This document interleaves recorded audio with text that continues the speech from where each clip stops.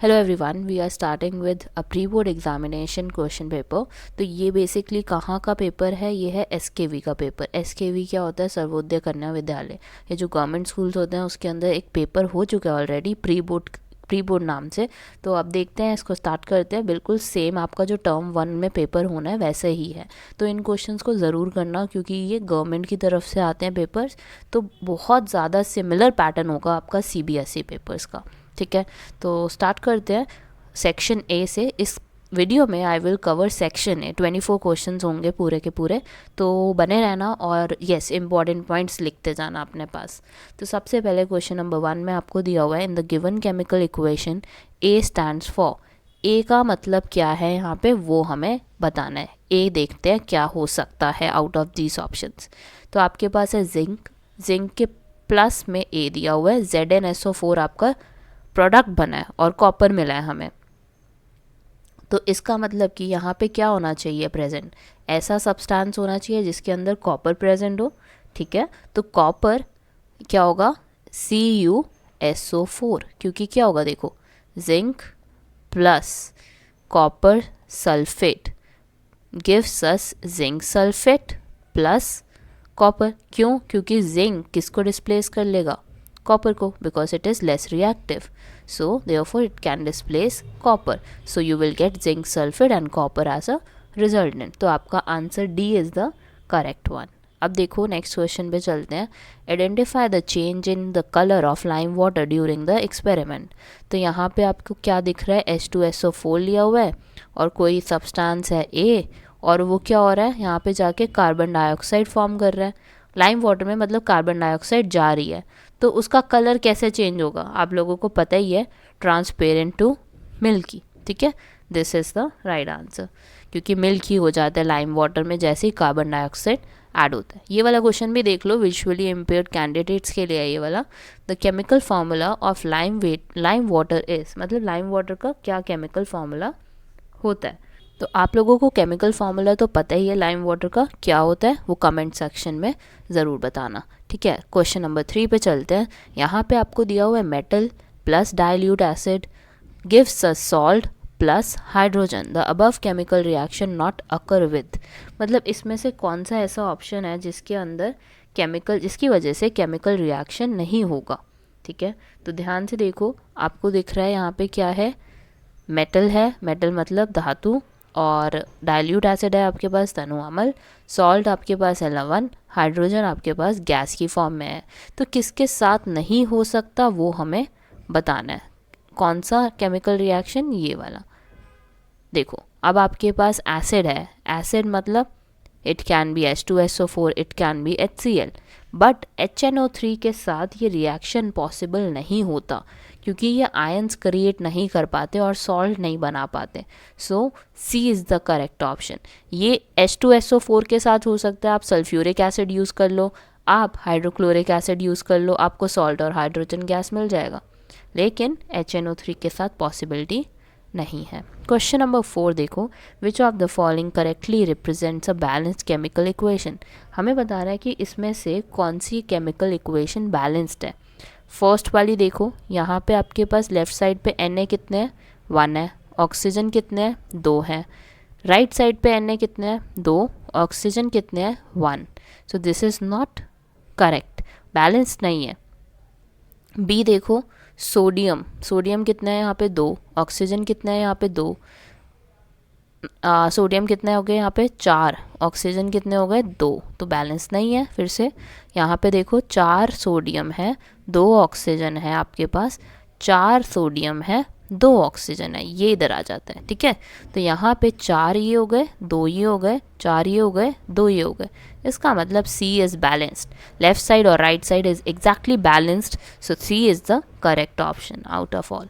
Fifth question देखो, आपके पास क्या है? pH of a compound A is indicated on a pH scale, which statement is not true about this compound. तो हमें बताना है कि कौन सी स्टेटमेंट इसमें से सही नहीं है। तो इन ऑप्शंस में से देखते हैं कि कौन सा ऑप्शन करेक्ट नहीं है। और सो सबसे पहले आपको दिया हुआ है, it has more H+ ions than OH-। ये तो सही है। It is sour in taste, sour in taste होगा ऑब्वियसली, एसिडिक साइड पे है तो सॉरी होगा, यहाँ पे ये हमारा पूरा क्या है, एसिडिक पार्ट होता है। It is basic in nature, this one is incorrect, क्योंकि यहाँ पे कंपाउंड ए को कहाँ मार्क किया हुआ है, बिटवीन 0 से 7 के बीच में, तो कैसा हुआ ये, it is basic in nature, तो आपका ऑप्शन सी क्या हो जाएगा, करेक्ट। इसी तरह नेक्स्ट क्वेश्चन पे चलते हैं। Question number 7 is for visually impaired candidates again. तो यहाँ पे आपको दिया हुआ है pH of a compound A indicated on a pH scale is 5, which statement is not true about this compound. तो ऑलमोस्ट सेम ही होगा ये, बेसिक इन नेचर, क्योंकि बेसिक नहीं हो सकता ना 5 वाला, इसलिए। Next start with next question which says question number 8 is when 1 gram copper powder is heated in a china dish, it becomes coated with copper oxide because क्या हुआ है ऐसा चेंज जिसकी वजह से हमारे कॉपर पे ऑक्साइड आ गया। Copper is reduced, copper is oxidise. तो ऑक्सीडाइज होगा, क्यों ऑक्सीडाइज होगा, क्योंकि कॉपर क्या कर रहा है, हीट हो रहा है in the presence of oxygen. तो कॉपर जब ऑक्सीजन के साथ मिलता है तो क्या बनाता है, copper oxide. So oxygen gain किया है कॉपर ने, इसका मतलब क्या हुआ, it is copper is oxidise, sorry. Next question पे चलते हैं, क्वेश्चन नंबर 9 पे। आपके पास है reaction between magnesium and copper sulphate. तो मैग्नीशियम और कॉपर सल्फेट के बीच में जब रिएक्शन होगा तो कैसा टाइप होगा, ये आपको बताना है। सबसे सिंपल क्वेश्चन है, combination, decomposition, double displacement, displacement. आप देख सकते हो एक हमारे पास एलिमेंट है, दूसरा हमारे पास कंपाउंड है, तो आसानी से Mg किसके ऊपर जा सकता है, कॉपर के ऊपर। तो इसको हम क्या बोलते हैं, डिस्प्लेसमेंट रिएक्शन, कि एक एलिमेंट दूसरे एलिमेंट को डिस्प्लेस करेगा।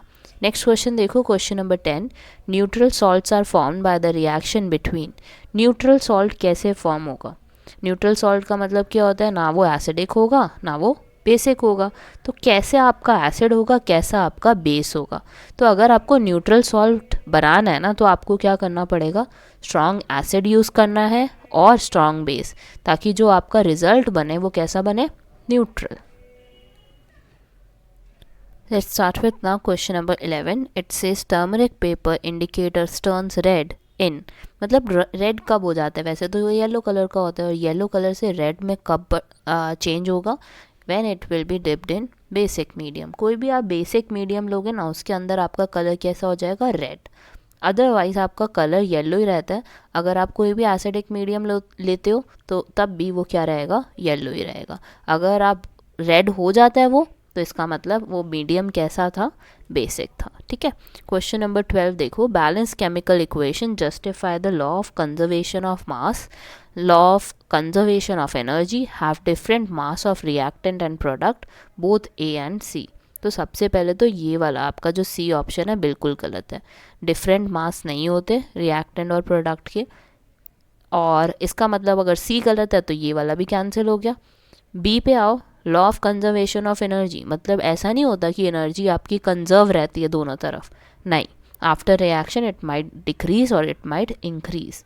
और फर्स्ट ऑप्शन बिल्कुल सही है कि आपका जो मास होता है लेफ़्ट साइड पे, मतलब रिएक्टेंट वाली साइड पे, और राइट साइड पे प्रोडक्ट वाली साइड पे बिल्कुल सेम रहता है। तो it is based on law of conservation of mass. Next है आपका, what are the products form during aerobic respiration inside the cell. मतलब जब एरोबिक रेस्पिरेशन होता है तो कौन से हमारे प्रोडक्ट बनते हैं। तो एक तो बात ध्यान रखना, सेल के अंदर जब हो रहा है तो carbon dioxide it will release, water it will release and energy it will release. So option A is correct out of these all.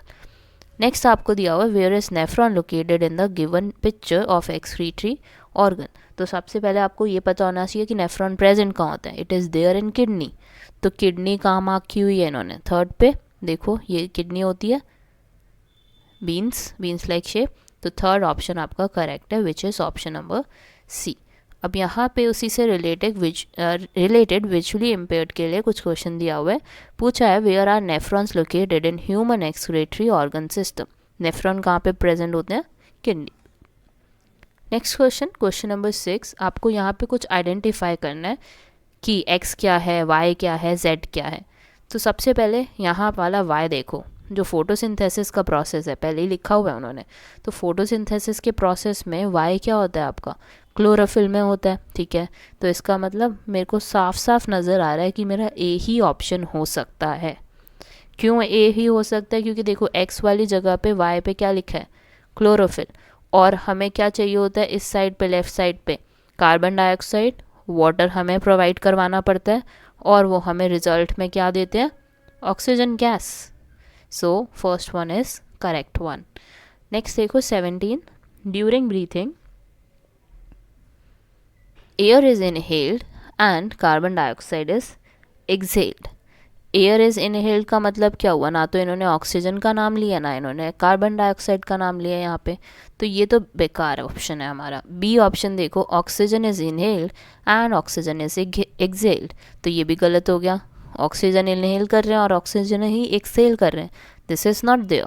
हम क्या इनहेल करते हैं, हम इनहेल करते हैं ऑक्सीजन, और एक्सहेल आउट क्या करते हैं, जो वेस्ट होता है हमारे लिए, carbon dioxide, which is option C. देखो rich in oxygen is inhaled, हम ले क्या रहे हैं, हम ले रहे हैं ऑक्सीजन गैस, ठीक है, और प्रोवाइड मतलब बाहर क्या कर रहे हैं, एक्सहेल आउट क्या कर रहे हैं, carbon dioxide. So this is correct, C option is correct. अब आते हैं 18th क्वेश्चन पे, आपको डायग्राम दिया हुआ है and you have to identify the option which is correct and main function भी है उसका, ठीक है। एक्स हमारा जहाँ पे मार्क हुआ है, अगर आप देखो तो स्टमक पे ही मार्क है, बट स्टमक प्रोड्यूस बाइल थोड़ी ना करता है, नहीं करता। सेकंड देखो वाई लोकेशन देखो, वाई आपकी कहाँ मार्क है, स्मॉल इंटेस्टाइन में, और वाई स्मॉल इंटेस्टाइन क्या करता है, एब्जॉर्ब करता है डाइजेस्टेड न्यूट्रिएंट्स को, तो ये तो सही है। सी देखो, Z liver store HCl, liver थोड़ी ना स्टोर करता है HCl, वो तो स्टमक करता है, तो ये ऑप्शन बिल्कुल गलत हैं, ए और सी। डी देखो, एक्स को क्या मार्क करा हुआ है इन्होंने, पैंक्रियास, पैंक्रियास तो है ही नहीं, वो स्टमक है, ठीक है। तो ये आपका क्या हो गया, B option for question number 18। अब 19 आप देख सकते हो, it is for visually impaired students, select the correct organ and its main function in human digestive system. तो लिवर क्या प्रोड्यूस करता है, bile, yes this is correct only, first ही सही दिया हुआ है बिल्कुल।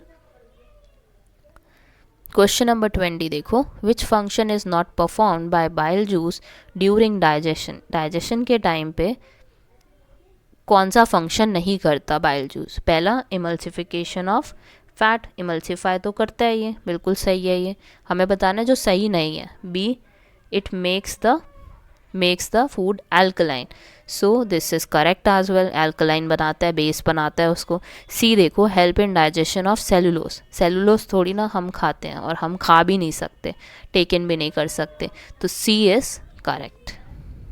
Question number 21 says which of the following mirror is used for wider view in shopping mall। तो मतलब कौन सा मिरर ऐसा है जो हम यूज़ कर सकते हैं शॉपिंग मॉल्स में फॉर वाइडर व्यू। तो पहला केस आपको दिया हुआ है बिग प्लेन मिरर, तो प्लेन मिरर से कुछ नहीं होगा, प्लेन मिरर तो बिल्कुल सेम इमेज प्रोवाइड करता है, तो उससे कोई वाइडर व्यू नहीं आएगा। नेक्स्ट है आपका convex mirror, and this can be the mirror we can use for shopping mall, क्यों, क्योंकि आपको इससे क्या मिलता है, थोड़ा सा वाइड व्यू मिल सकता है। So yes, B is the right one. Next आपको दिया हुआ है question number 22, it says which is not a characteristic of image formed by a concave mirror.